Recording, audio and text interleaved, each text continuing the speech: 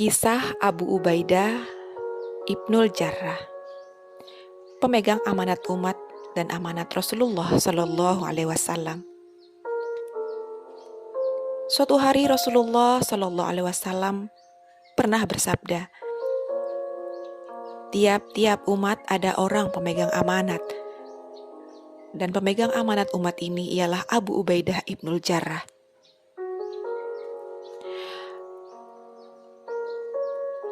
Abu Ubaidah dihadapkan pada dua timbangan.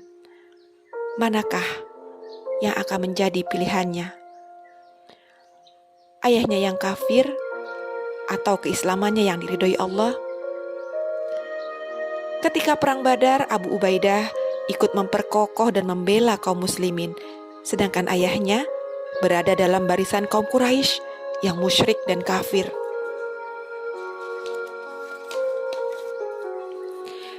Dalam arena pertempuran, ayahnya memburu Abu Ubaidah, tetapi ia selalu mengelak, menghindar, dan menjauh. Ayahnya tidak menyadari kenapa sang anak sengaja menghindar. Ia bahkan semakin penasaran dan bernafsu. Ayah Abu Ubaidah terus mengubernya hingga tak ada pilihan lain untuk Abu Ubaidah selain menghadapinya dengan sungguh-sungguh. Dalam pertempuran yang sengit itu, Abu Ubaidah terpaksa membunuh ayahnya yang terus mendesak dan melawannya. Walaupun hatinya terasa berat, tapi demi menegakkan amanat Allah dan Rasul-Nya, Abu Ubaidah terpaksa membunuh ayahnya.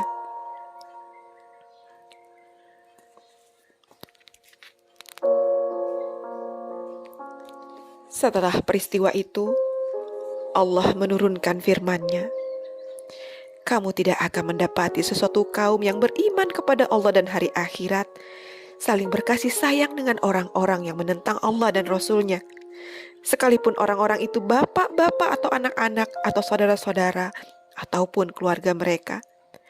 Mereka itulah orang-orang yang Allah telah menanamkan keimanan dalam hati mereka dan menguatkan mereka dengan pertolongan yang datang daripadanya.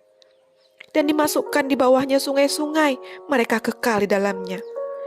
Allah ridho terhadap mereka, dan mereka pun merasa puas terhadap limpahan rahmat-Nya. Mereka itulah golongan Allah. Ketahuilah bahwa sesungguhnya golongan Allah itulah golongan yang beruntung. Al-Mujadilah ayat 22.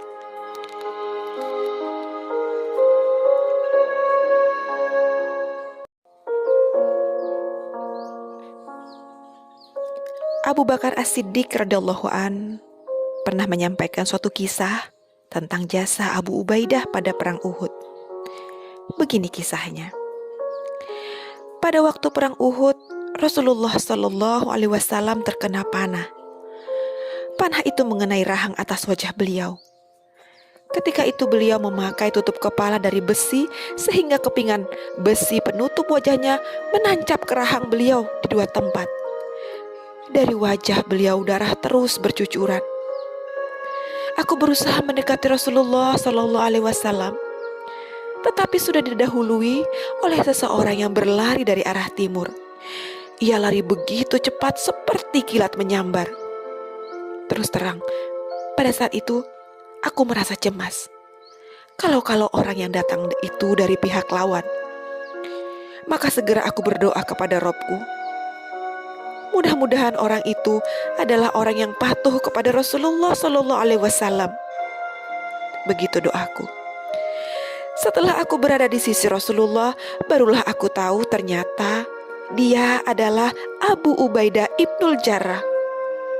Dia berkata kepadaku, aku mohon atas nama Allah, hai Abu Bakar, agar engkau membiarkan aku mencabut lempengan besi ini dari wajah Rasulullah. Abu Ubaidah lalu menggunakan kedua gigi depannya untuk mencabut besi tajam yang menancap ke dalam kedua sisi rahang Rasulullah. Setelah mencabut besi itu, Abu Ubaidah terjatuh dan kedua gigi atas dan gigi bawahnya tanggal. Kemudian ia menggigit besi yang kedua dengan kedua gigi atas dan bawahnya yang masih tersisa.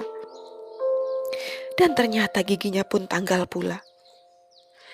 Aku dan Rasulullah amat terharu melihat kesetiaan dan pengorbanan Abu Ubaidah. Betapa sayang dan cintanya ia pada Rasulullah sampai-sampai ia rela giginya hilang.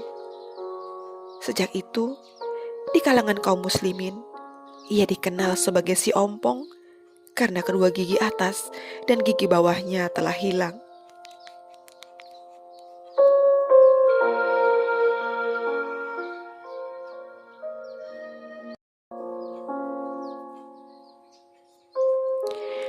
Pada suatu ketika, utusan masyarakat Najran datang menemui Rasulullah Shallallahu Alaihi Wasallam. Utusan itu minta kepada Rasulullah agar mengutus seseorang yang dapat mengajarkan kepada masyarakat Najran hukum-hukum agama Allah.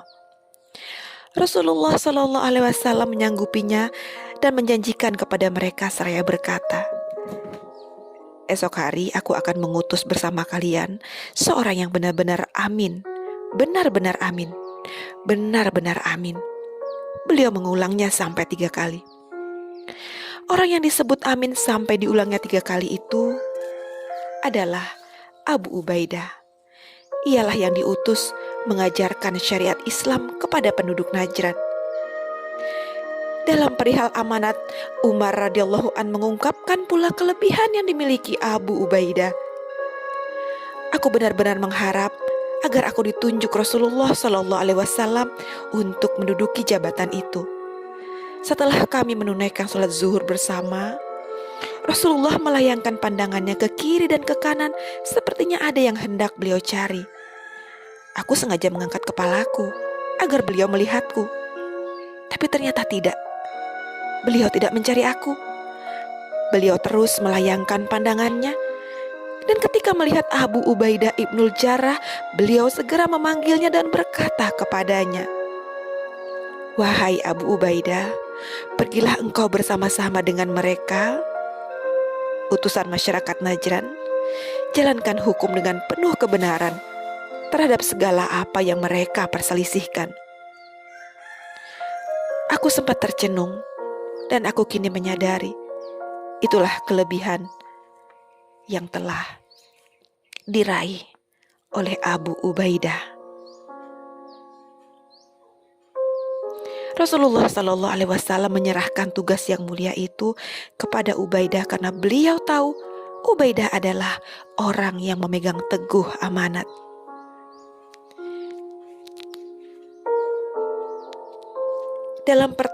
Dalam pertempuran Zatil Salasil, Rasulullah Shallallahu Alaihi Wasallam mengirim bala bantuan tentara untuk membantu pasukan yang dipimpin oleh Amru ibnul Ash.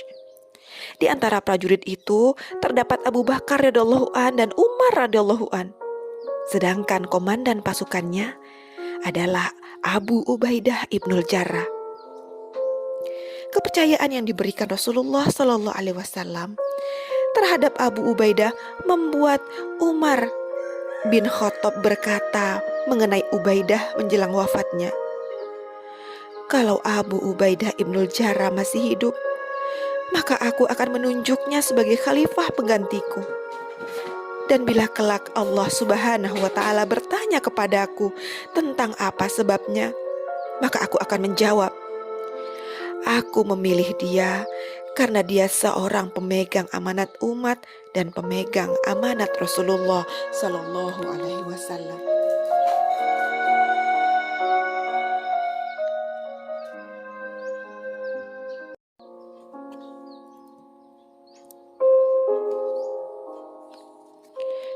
Pada masa khilafah Abu Bakar As-Siddiq radhiyallahu an, Panglima tentara Islam di wilayah timur, Khalid bin Walid, telah dapat menyelesaikan perang melawan tentara Parsi. 15 medan tempur telah berhasil dimenangkan oleh tentara Islam. Ketika itu yang menjabat sebagai Panglima tentara Islam di wilayah barat dipegang oleh Abu Ubaidah. Tiba-tiba datang perintah kepada Khalid bin Walid dari Abu Bakar radhiyallahu an. Abu Bakar menyuruh Khalid pergi ke Syam dan menemui Abu Ubaidah di Yarmuk sambil memberikan sepucuk surat. "Salamullah atas Anda, amma ba'du. Aku mengangkat Khalid untuk memimpin pasukan di Syam. Jangan Anda membantah dia. Dengarkan dan patuhi pimpinannya. Ini bukan dari dia. Tetapi menurut dugaanku, dia memiliki kepandaian tempur yang tidak Anda miliki. Allah menghendaki kebaikan bagi kami dan bagi kamu.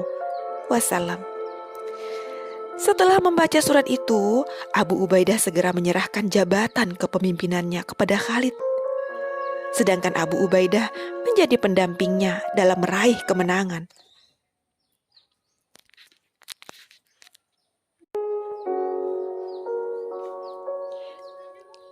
Setelah Khalifah Umar berkuasa, dia melihat telah tiba saatnya untuk menyerahkan kembali kekuasaan militer kepada Abu Ubaidah.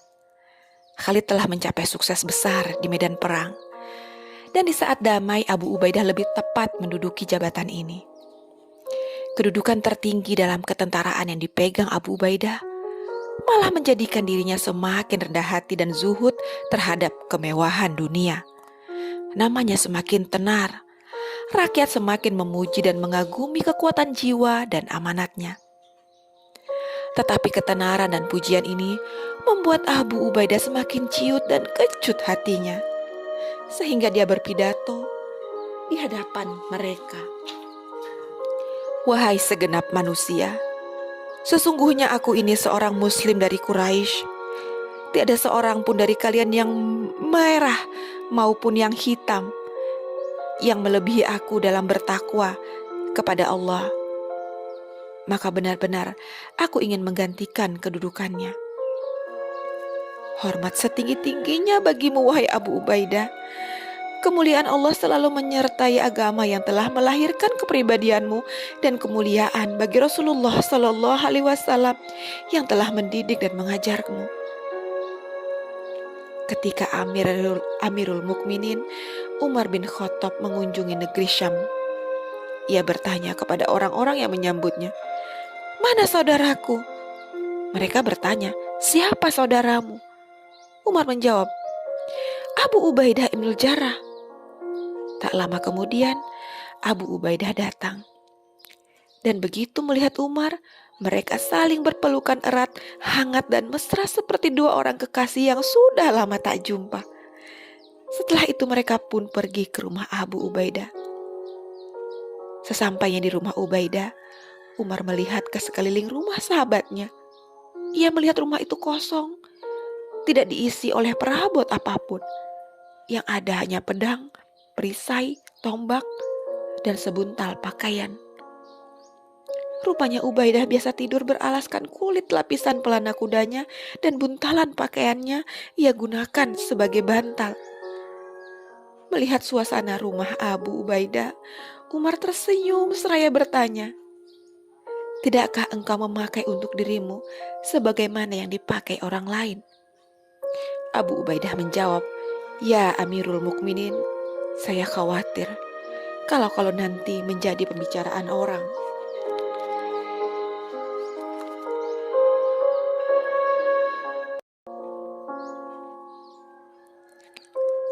Pada suatu hari, ketika Umar radhiyallahu an sedang sibuk menangani persoalan-persoalan pemerintahan, tiba-tiba ia dikejutkan oleh berita tentang wafatnya Abu Ubaidah. Umar begitu terkejut dan merasa kehilangan.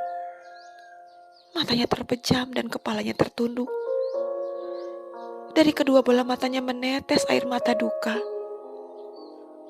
Saat itu juga, ketika ia mendengar berita tersebut, Umar langsung berdoa memohon kepada Allah agar memberikan rahmatnya kepada Ubaidah radhiyallahu an.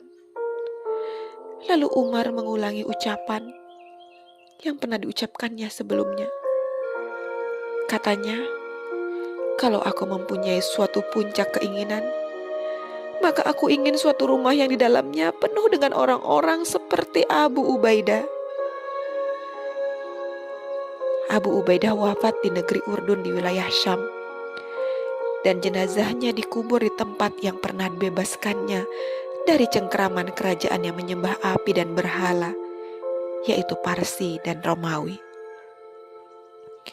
Demikianlah kisah Abu Ubaidah ibnul Jarrah yang bisa kita tauladani. Bagaimana cara dia memegang amanat Rasulullah Shallallahu Alaihi Wasallam.